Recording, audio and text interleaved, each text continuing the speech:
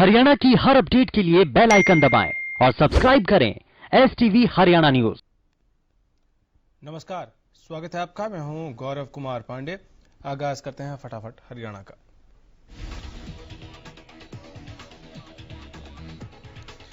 भारत रत्न और पूर्व राष्ट्रपति प्रणब मुखर्जी को आज दिल्ली में 2:30 बजे पंचतत्व में विलीन किया जाएगा। सोमवार को प्रणब मुखर्जी ने 84 वर्ष की उम्र में दुनिया को अलविदा कह दिया। केंद्र सरकार ने पूर्व राष्ट्रपति के सम्मान में 7 दिवसीय राष्ट्रीय शोक की घोषणा की है।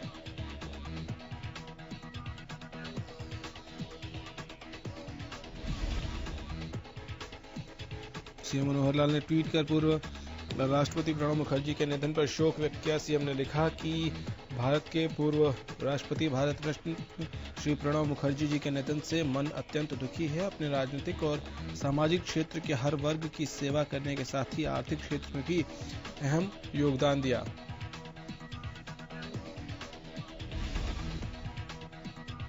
एचएलपी अध्यक्ष और सिरसा विधायक गोपाल कांडा ने पूर्व राष्ट्रपति प्रणब मुखर्जी के निधन पर शोक व्यक्त किया है और कहा है कि पूर्व राष्ट्रपति श्री प्रणब मुखर्जी के निधन पर हृदय व्यथित है।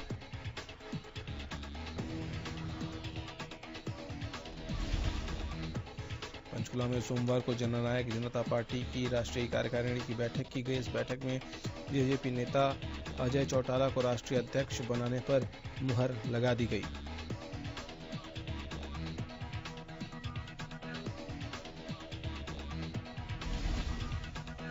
अजय चौटाला ने खुद को राष्ट्रीय अध्यक्ष की जिम्मेदारी सौंपने पर बोलते हुए कहा कि पार्टी के सभी कार्यकर्ता और संगठन को मजबूत बनाने का काम राष्ट्रीय स्तर और दूसरे प्रदेशों में भी करूंगा।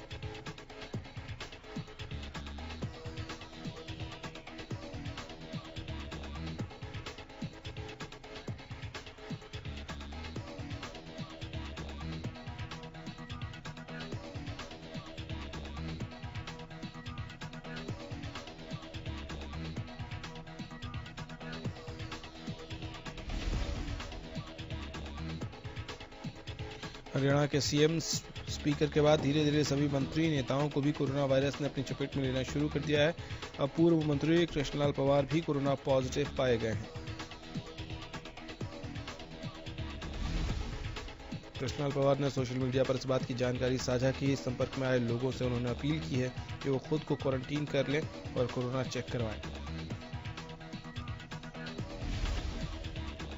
हरियाणा में एक दिन में कोरोना के सबसे ज्यादा मामले सामने आए हैं। प्रदेश में पिछले 24 घंटे में 1450 नए मामलों की पुष्टि हुई, जिसके बाद अब कुल मरीजों का आंकड़ा 64,000 के पार पहुंच चुका है। वहीं एक दिन में 1052 मरीजों ने कोरोना को शिकस्त भी दी। बीते 24 घंटों में पानीपत में कोरोना का सबसे ज्यादा 154 मामले सामने आया। अंबाला में 114, गुरुग्राम में 113, सोनीपत में 109 और फरीदाबाद में 103 नए मामले सामने आए हैं। सिरसा के बड़ा गुढ़ा में कोरोना संक्रमित 33 वर्षीय युवक की मौत हो गई। मृतक सांस फूलने और दिल की बीमारी से पीड़ित था। 29 अगस्त को मरीज नागरिक अस्पताल में भर्ती हुआ था। उसकी रिपोर्ट पॉजिटिव आई थी।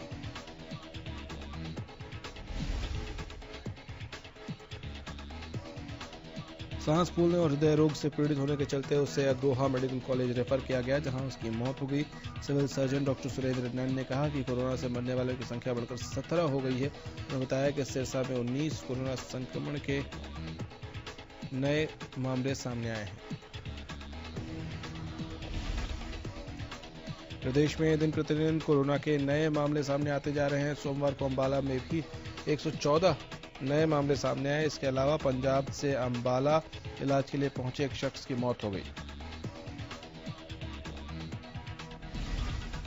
बहादुरगढ़ जिले के एसडीएम ऑफिस का एक कर्मचारी कोरोना पॉजिटिव पाया गया है। रैपिड एंटीजन टेस्ट किट में कर्मचारी की रिपोर्ट पॉजिटिव आई, जिसके बाद एसडीएम हितेंद्र शर्मा ने भी अपना कोरोना टेस्ट कराया। वहीं एसडीएम ऑफिस से जुड़े 64 कर्मचारी भी कोरोना टेस्ट उनका भी होना है।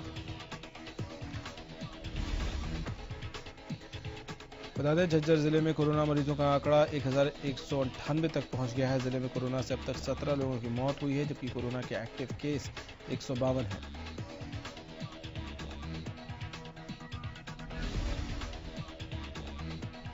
बहादुरगढ़ के नजदीकी टोल पर अब आपको ज्यादा टोल टैक्स चुकाकर एंट्री दी जाएगी। दिल्ली से रोहतक और हिसार जाने वाले कार चालक को बहादुरगढ़ के नजदीकी रोहत टोल पर अब 60 की जगह 65 रुपए का भुगतान करना होगा। अगर कैश लेन से उसी दिन अप डाउन करना है तो कोई छूट नहीं होगी। उल्टा वापस आने के लिए भी 65 रुपए फिर से टोल देने होंगे।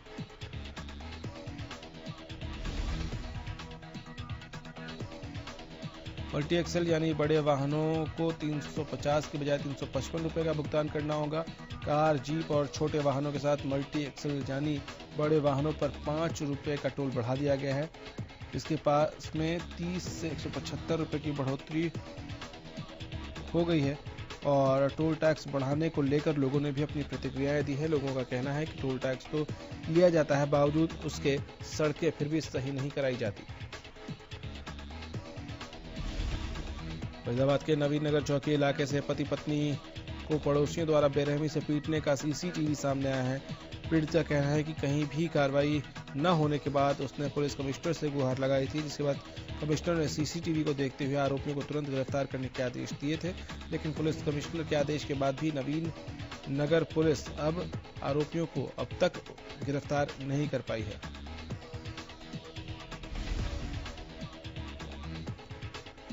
मामला 17 अगस्त का बताया जा रहा है।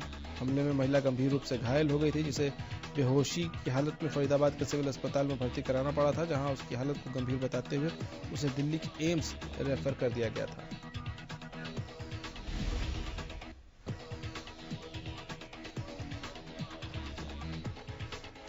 करनाल के हाई प्रोफाइल हनी ट्रैप मामले में पुलिस ने महिला और उसके पति को 1 दिन के पुलिस रिमांड पर भेजा है। बता दें कि तहसीलदार और स्कूल मालिक पर गैंग रेप का आरोप लगाने वाली महिला को 7 लाख की राशि लेते हुए पुलिस ने पति समेत गिरफ्तार किया था, जिसके बाद पुलिस ने रिमांड की अदालत से मांग की थी, लेकिन अदालत ने रिमांड नहीं दी थी। महिला और उसके पति को 14 दिन के लिए जेल भेज दिया गया था।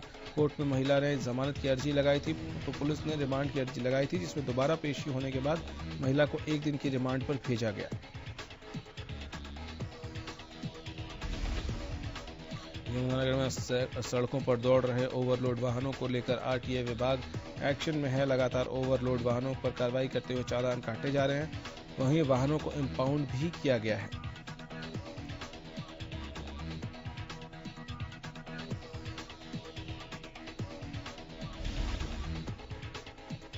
रेवाड़ी में जिला सचिवालय के बाहर अखिल भारतीय विद्यार्थी परिषद के सदस्यों ने सरकार के खिलाफ रोष प्रदर्शन किया। बता दें कि एबीवीपी के सदस्य विश्वविद्यालय में फीस बढ़ोतरी को लेकर सड़कों पर उतरे हुए हैं।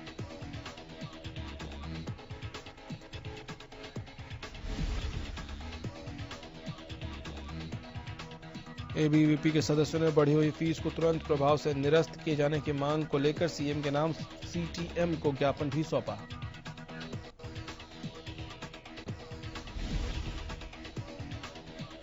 मंगल चौधरी के निजामपुर बाईपास पर कई गांवों के ग्रामीणों ने प्रदर्शन किया। आपको बता दें कि पिछले काफी समय से आधा दर्जन गांवों के ग्रामीण अंडरपास की मांग कर रहे हैं। मंगल चौधरी रोड से 148B NHAI को मिलाने के लिए बाईपास का निर्माण कार्य जारी है, जिस पर जैनपुर सहित आधा दर्जन गांवों के ग्रामीणों ने अंडरपास की मांग को लेकर जाम लगाया। ग्रामीणों का कहना है कि नांगल चौधरी जाने के लिए उनके 5 से 7 गांव का मुख्य मार्ग यही है, जिस पर अंडरपास की व्यवस्था न होने के कारण उन्हें बाजार तक जाने में समस्या का सामना करना पड़ता है।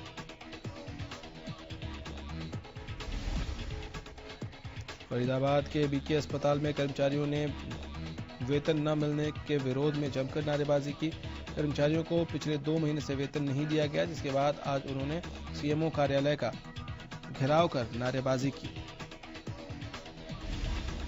बता दें कि ये सभी कर्मचारी सिविल अस्पताल में ठेका प्रथा के तहत काम करते हैं। इस प्रदर्शन में सफाई कर्मचारी और सिक्योरिटी गार्ड समेत तमाम कर्मचारी शामिल हुए। कर्मचारियों का कहना है कि वेतन न मिलने से उन्हें घर चलाने में काफी दिक्कतों का सामना करना पड़ रहा है।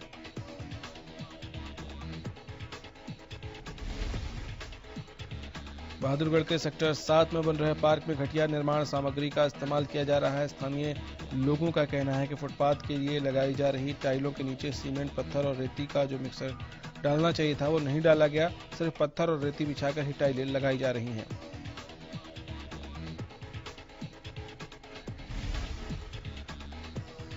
लोगों का आरोप है कि ठेकेदार जानबूझकर सही मात्रा में निर्माण सामग्री का इस्तेमाल नहीं कर रहा है, जिसके कारण कुछ दिन बाद ही पार्क फिर से खस्ता हाल हो जाएगा। लोगों ने किसी सक्षम अधिकारी से पूरे निर्माण कार्य की जांच की मांग की है।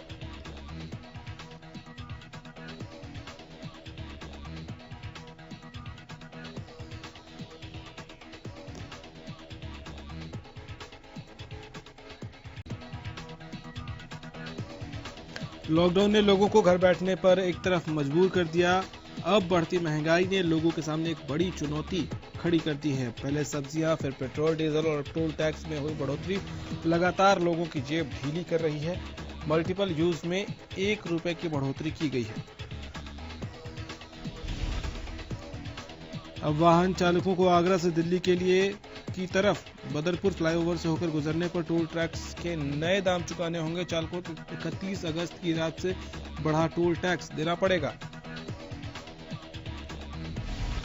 कार, वैन और जीप चालकों को 1 रुपए अधिक टोल देना पड़ेगा। इस टोल का असर रोज करीब 50,000 वाहन चालकों पर पड़ेगा। National highway authority of India की ओर से टोल टैक्स बढ़ाने की हरी झंडी मिल गई है।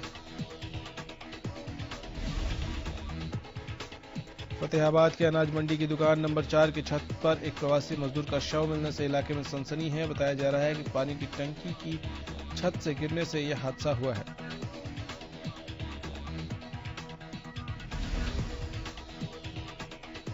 मृतक नई अनाज मंडी की 7 नंबर दुकान पर पल्लेदारी का काम करता था। उधर घटना की जानकारी मिलते ही पुलिस मौके पर पहुंची। शव को पोस्टमार्टम के लिए फतेहाबाद नागरिक अस्पताल में भिजवाया गया। साथ ही मामले की जांच में भी जुट गई है पुलिस। जुलाना में बिजली निगम के अधिकारियों ने बिजली चोरी करने वालों के खिलाफ कार्रवाई तेज कर दी है। जींद डिवीजन और जुलाना डिवीजन के नेतृत्व में 4 टीमें बनाई गई हैं जो कार्रवाई में जुट गई हैं। टीम ने क्षेत्र में 113 लोगों को बिजली चोरी करते पाया, जिन पर विभाग ने 13 लाख से ज्यादा का जुर्माना लगाया है। साथ ही 46 लोगों से रिकवरी भी की है। वहीं बाकी के लोगों से रिकवरी के लिए निगम के कर्मचारी जुट गए हैं।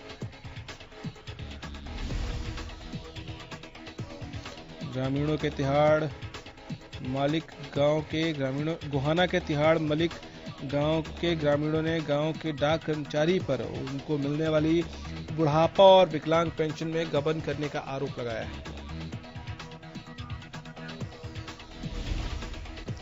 ग्रामीणों ने बताया कि डाक कर्मचारी गांव के सभी बुजुर्गों की पासबुक अपने पास रखे हुए है, जिसका वो भरपूर फायदा उठा रहा है। उसने जुलाई महीने की अगस्त में दी जाने वाली बुढ़ापा पेंशन का भुगतान नहीं किया और पासबुक में हाथ से भुगतान की एंट्री कर दी।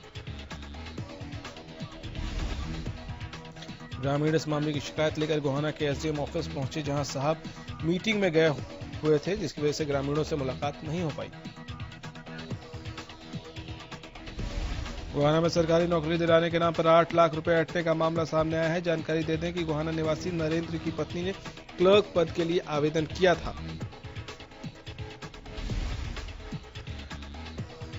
एक जानकार के जरिए आरोपी विकास ने नौकरी लगवाने के नाम पर 8 लाख रुपए नरेंद्र से मांगे। बाद में लिस्ट में नाम नहीं आने पर पीड़ित पक्ष ने आरोपी से रुपए वापस करने को तो कहा, तो उसने रुपए देने से मना कर दिया।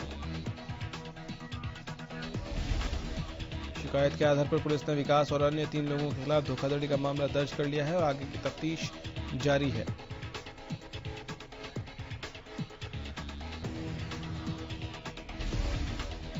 करनाल जिला जेल में 10 साल की सजा काट रहे कैदी ने आत्महत्या करने की कोशिश की। कैदी ने दीवार में सिर मारकर आत्महत्या करने की कोशिश की।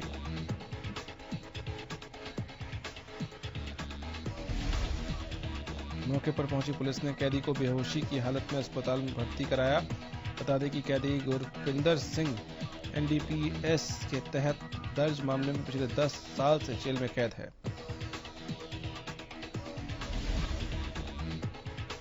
पानीपत के ऊझा रोड पर एक महिला ने खुदकुशी कर ली। जानकारी के मुताबिक पति ने पत्नी की जिद पूरी नहीं की तो गुस्साई पत्नी ने अपनी जीवन लीला खत्म कर दी। सूचना पाकर मौके पर पहुंची पुलिस ने मामला दर्ज कर आगे की कार्रवाई शुरू कर दी। साइबर सिटी गुरुग्राम में क्राइम का ग्राफ नीचे जाने का नाम नहीं ले रहा है। ताजा मामले में एक शख्स की पुलिस चौकी के सामने ही हत्या कर दी गई। पुलिस चौकी से महज कुछ कदम की दूरी पर एक शख्स को पत्थरों से कुचलकर बेरहमी से उसकी हत्या कर दी गई। बताया जा रहा है कि शख्स पुलिस चौकी के सामने चाय और सब्जी का खोखा लगाता था। फिलहाल पुलिस ने शव को कब्जे में लेकर मामले की तफ्तीश शुरू की है।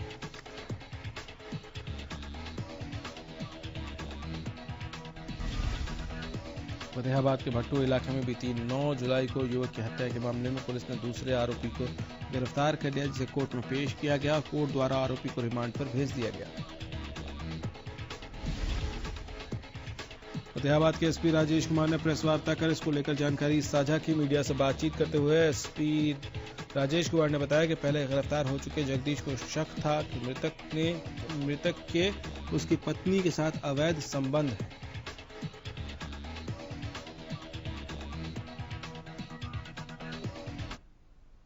फटाफट हरियाणा में फिलहाल इतना ही। इजाजत दीजिए। नमस्कार।